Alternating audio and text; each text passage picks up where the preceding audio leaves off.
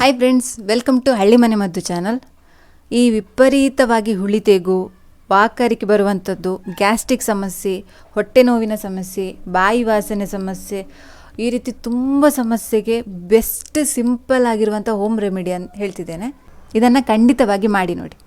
ಕೆಲವೊಮ್ಮೆ ಈ ಆಹಾರ ಪದ್ಧತಿಯಲ್ಲಿ ತುಂಬ ಹೆಚ್ಚು ಕಡಿಮೆ ಆದಾಗ ಈ ನಮ್ಮ ಆರೋಗ್ಯದಲ್ಲಿ ಸಮಸ್ಯೆ ಸ್ಟಾರ್ಟ್ ಆಗ್ತದೆ.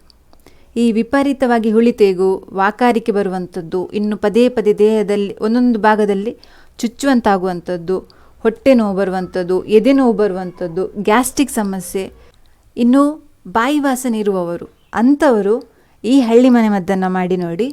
ಬೆಸ್ಟ್ ರೆಮಿಡಿ ಇದು, ಖಂಡಿತವಾಗಿ ನಿಮಗೆ ಹೆಲ್ಪ್ ಆಗ್ತದೆ.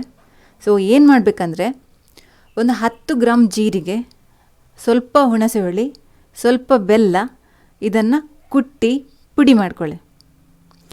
ಇದಕ್ಕೆ ಸ್ವಲ್ಪ ಜೇನುತುಪ್ಪ ಬೆರೆಸಿ ಚಿಕ್ಕ ಚಿಕ್ಕ ಉಂಡೆ ಮಾಡ್ಕೊಳ್ಳಿ. ಈ ಉಂಡೆಯನ್ನು ಊಟಕ್ಕಿಂತ ಮುಂಚೆ ಒಂದು 10 ನಿಮಿಷ ಮುಂಚೆ ಇದನ್ನು ಸೇವನೆ ಮಾಡಿ. 10 ನಿಮಿಷದ ನಂತರ ಊಟ ಮಾಡಿ. ಈ ರೀತಿ ಪ್ರತಿನಿತ್ಯ ಮಾಡಿ.